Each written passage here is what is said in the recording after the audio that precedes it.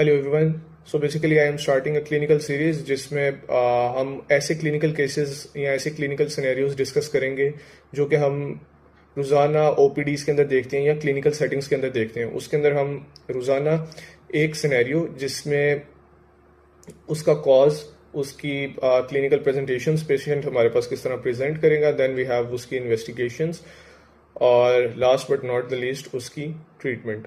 सो इस तरह से जितने भी कॉमन डिजीजेज हैं या जितने भी ऐसे डिजीजेज हैं जो हमारी क्लिनिकल सेटिंग के अंदर हम रोज़ाना केटर करते हैं, हम उनको देखेंगे, जो कि आई गेस सबको पता भी होने चाहिए। और जब एक चीज़ इतनी कॉमन होती है तो उनको जो ट्रीटमेंट्स वगैरह भी पता होने चाहिए। So starting with the first one we are discussing today is iron deficiency anaemia. Starting with what iron deficiency anaemia is. Iron deficiency anaemia के अंदर होता क्या है कि आपके पास या तो आयरन की इनटेक कम है या आपकी बॉडी की आयरन की रिक्वायरमेंट्स ज्यादा है और इनटेक कम है, या फिर आपके पास कोई ऐसी अंडरलाइंग कॉज है जिसकी वजह से आयरन की एब्जॉर्प्शन नहीं हो रही। इन सब की वजह से आपकी बॉडी के अंदर आयरन इनसफिशिएंट लेवल्स पे पहुंच जाता है और उसकी वजह से हीमोग्लोबिन की सिंथेसिस प्रॉपर नहीं होती, leading to iron deficiency anaemia. Now moving on to the causes कि हमारे पास कॉजेज क्या हैं। सबसे पहले डिक्रीज्ड आयरन इनटेक। वो कब होती है? जब आपकी डाइटरी इनटेक कम हो, मैल नरिश्ड हो, उसके बाद स्ट्रिक्ट वेजिटेरियन डाइट हो, या फिर एल्डरली पीपल के अंदर या एजेड लोगों के अंदर जिनकी न्यूट्रिशन इनएडिक्वेट है। सेकेंडली, बॉडी की आयरन की रिक्वायरमेंट्स आपकी ज्यादा है और आयरन की इनटेक कम है। अब ये होता कब कब है? ये आपके पास आइदर इन प्रेगनेंसी और इन लैक्टेशन मोस्ट कॉमनली। ठीक है। तीसरी चीज, आयरन की एब्जॉर्प्शन कम है। आयरन की एब्जॉर्प्शन कम कब होगी? जब आपके पास सेकेंडरी कॉजेज होंगी या कोई सेकेंडरी डिजीज होंगे। फॉर एग्जांपल, सीलिक डिजीज हो गया, पोस्ट गैस्ट्रेक्टमी, आपके पास बेरियाट्रिक सर्जरी, क्रॉनिक गैस्ट्राइटिस, या फिर पेशेंट जो है वो long term proton pump inhibitors के अंदर इनहिबिटर्स को यूज कर रहे हैं। चौथी चीज, एडल्ट्स के अंदर मोस्ट कॉमन चीज क्या होती है? Chronic blood loss. अब वो किस वजह से हो सकता है? आइदर आपके पास जीआईटी का प्रॉब्लम है, for example peptic ulcer disease है, गैस्ट्रिक कार्सिनोमा है, कोलोरेक्टल कार्सिनोमा है, हेमोरॉइड्स हैं आपके पास।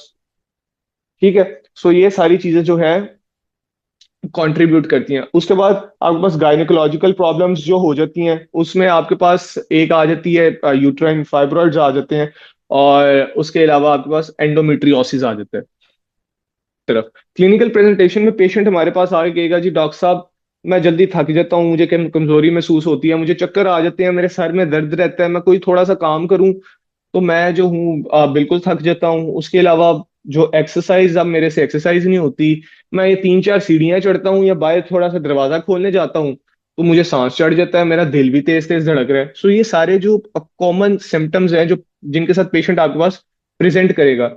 और कुछ ऐसे आयरन स्पेसिफिक चिल्ड्रंस होते हैं जो बच्चों के अंदर आयरन स्पेसिफिक, और कुछ ऐसे आयरन स्पेसिफिक सिम्टम्स होते हैं जो बच्चों के अंदर नजर आते हैं। फॉर एग्जाम्पल पीका, जिसे हम कहते हैं क्रेविंग फॉर आइस, क्ले या स्टार्च। वो उस बच्चे की जो मदर है वो कहती है जी कि मेरा जो बच्चा है ना, वो ये जो मट्टी खाता है। ये सबसे कॉमन जो बच्चों के अंदर ये चीज होती है। उसके बाद हम जब पेशेंट को एग्जामिन करते हैं तो नंबर फर्स्ट चीज हम क्या देखते हैं? पैलर। दूसरी चीज, पेशेंट टेकिकार्डिक होता है। तीसरी चीज, पेशेंट के जो नाखून होते हैं वो ब्रिटल नेल्स होते हैं। और कोलिनाइकिया, कोलिनाइकिया क्या होता है? वो स्पून शेप्ड नेल्स होते हैं। उसके अलावा आपके पास अगर आप उसके माउथ को देखते हो, माउथ में दो चीजें होती हैं, एक एंगुलर किलाइटिस होता है, दूसरा एट्रोफिक ग्लोसाइटिस होता है। एंगुलर किलाइटिस में क्या होता है? जो आपका एंगल ऑफ लिप्स होते हैं ना, वहां इन्फ्लेमेशन हो जाती है और वो आपका जो है ना थोड़े रेडिश से हो जाते हैं। इसी तरह से आपकी टंग, जो पेशेंट की टंग होगी वो जरा थोड़ी सी फूली होगी और वो स्मूथ और शाइनी अपीयरेंस होगी। पेशेंट ये भी कह सकता है, जी डॉक्टर साहब मुझे पिछले कुछ 1-2 हफ्ते से ना मेरे जो पिछले कुछ अरसे से 1-2 हफ्ते तो इट्स लाइक हाँ थोड़ा कम हो जाता है, लेकिन पेशेंट कह सकता है जी मेरे बाल गिरना शुरू हो गए हैं, मेरे बाल जो है वो बारीक हो गए हैं। सो ये सारी चीजें जो है ना पेशेंट इनके साथ जो है वो प्रेजेंट करेगा आपके पास। फिर कुछ इन्वेस्टिगेशन है। सबसे पहले हम सीबीसी कराते हैं। सीबीसी के अंदर ही हमें पता लग जाता है कि जी असल मसला क्या है। उसमें आपका सीबीसी के अंदर एचबी भी कम होता है, एचसीटी भी कम होता है। अब हमने कहा था कि जो आयरन डेफिशिएंसी एनीमिया है वो माइक्रोसिटिक हाइपोक्रोमिक होता है। सो आपके पास एमसीवी भी कम होगा और एमसीएच भी कम होगा। अगर आप उसकी पेरिफेरल ब्लड स्मेयर कराते हैं, उसके अंदर आपके आरबीसीज आपको माइक्रोसिटिक नजर आएंगे, हाइपोक्रोमिक नजर आएंगे। इसके अलावा आपको उसके स्मेयर के अंदर पेंसिल सेल्स नजर आएंगे, जो कि करेक्टरिस्टिक फीचर है। आयरन स्पेसिफिक स्टडीज के अंदर आपका सबसे पहली चीज सीरम फेरिटिन जो है वो कम होगा, क्योंकि फेरिटिन जो है वो इट इज द बेस्ट, वो आयरन स्टोर्स हैं आपके पास। सो ये जो सीरम फेरिटिन है ये बेस्ट इंडिकेटर है। सीरम आयरन भी कम होगा। हाँ, टोटल आयरन बाइंडिंग कैपेसिटी ज्यादा होगी। क्यों? क्योंकि आपकी आपकी जो आयरन, आपका बॉडी के अंदर जो है आयरन कम है, जिसकी वजह से जो टोटल आयरन बाइंडिंग कैपेसिटी है वो ज्यादा है। अभी उसके पास एम्प्टी सीट्स हैं। उसके अलावा जो ट्रांसफेरिन है उसकी जो सेचुरेशन है वो भी कम हो जाएगी। रेटिकुलोसाइट काउंट नॉर्मली जो होता है वो आपका कम होता है, यहाँ नॉर्मल होता है। अब कुछ ऐसी कंडीशंस हैं, फॉर एग्जांपल, जिनका हमने कहा था कि जो जिनकी वजह से जो है आईडीए हो सकता है, उसके लिए हम आइडेंटिफाई उसका कॉज करने के लिए हम एडिशनल इन्वेस्टिगेशन कराएंगे। For example stool for occult blood, stool examination कराएंगे, अपर जीआई एंडोस्कोपी कराएंगे, फिर आप क्लोनोस्कोपी भी करा सकते हो। और अगर आपको सीलिएक डिजीज की सस्पिशन है तो आप उसकी भी स्क्रीनिंग करवा सकते हैं। अब moving on to the treatment. Treatment के अंदर क्या चीजें आ जाएंगी?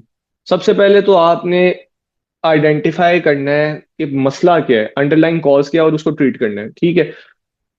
उसके बाद आपके पास आ जाती है ओरल आयरन थेरेपी, जो कि फर्स्ट लाइन है। हम उसको आयरन सप्लीमेंट्स दे देते हैं, जिसमें फेरस सल्फेट आ जाता है, फेरस फ्यूमरेट, फेरस ग्लूकोनेट आ जाता है।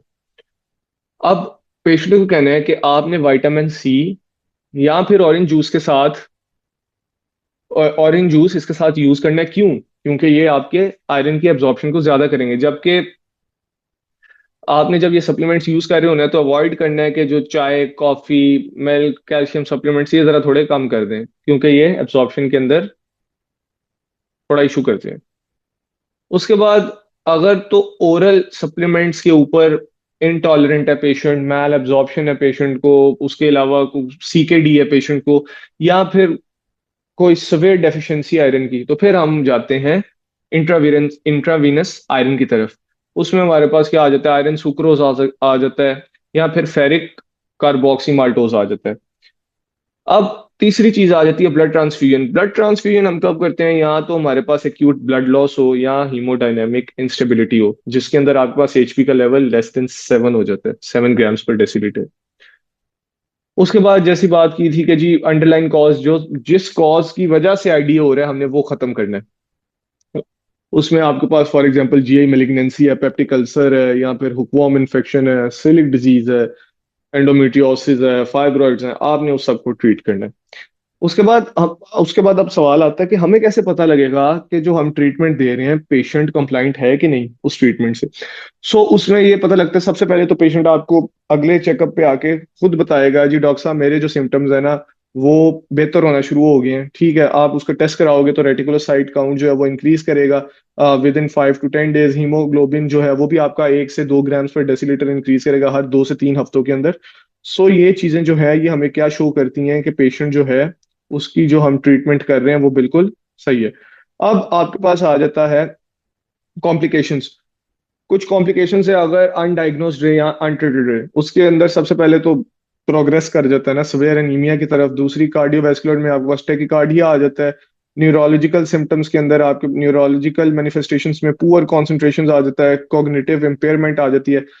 अगर आपने प्रेगनेंसी के अंदर आयरन सप्लीमेंटेशन का ख्याल नहीं रखा तो इसे हो क्या सकता है? प्री टर्म डिलीवरी हो सकती है, जो बर्थ वेट है वो कम हो सकता है, फीटल ग्रोथ की रिस्ट्रिक्शन हो सकती है। देयर आर हाई चांसेस के मैटरनल मॉर्बिडिटी ज्यादा हो जाए। बच्चों के अंदर क्या होता है? बच्चों के अंदर आपके पास डेवलपमेंटल डिलेज आ जाते हैं, बिहेवियरल प्रॉब्लम्स आ जाते हैं, बच्चों का आईक्यू लेवल कम हो जाता है, स्कूल परफॉर्मेंस कम हो जाती है, बच्चा जो है वो कॉन्सेंट्रेट नहीं कर पाता। इसी तरह से इम्यूनोलॉजिकल कुछ चीजें आ जाती है, आपकी इम्यूनिटी कम हो जाती है, आपके जो है रिकरेंट इन्फेक्शन होना स्टार्ट हो जाते हैं। और एक हमारे पास रेयर कॉम्प्लिकेशन आ सकती है जिसे हम कहते हैं प्लमर विंसन सिंड्रोम। ये ट्रायड होता है आयरन डेफिशिएंसी एनीमिया का। Dysphagia due to oesophageal obstruction या इसोफेजियल कॉन्स्ट्रिक्शन, जिसमें हमारे पास इसोफेजियल वेब्स की वजह से आ जाता है। और तीसरी चीज होती है glossitis, and it is associated with the risk of upper oesophageal squamous cell carcinoma. ये कुछ कॉम्प्लिकेशंस थी जो कि अगर आयरन डेफिशिएंसी एनीमिया का पेशेंट अनडायग्नोज्ड रहे और अनट्रीटेड रहे तो ये चीजें हो सकती हैं। So that's it. अगर आप लोगों का कोई क्वेश्चन है या किसी किस्म का आप लोग कोई चीज जो है मेरे से मिस हो गई है, सो आप लोग कमेंट्स में जरूर बताइएगा। आप लोगों का फीडबैक जो है वो हमारे लिए मैटर करता है, और इंशाल्लाह नेक्स्ट वीडियोस के अंदर हम वो चीज़ को बेहतर करने की कोशिश करेंगे इंशाल्लाह। So that's it. Thank you so much.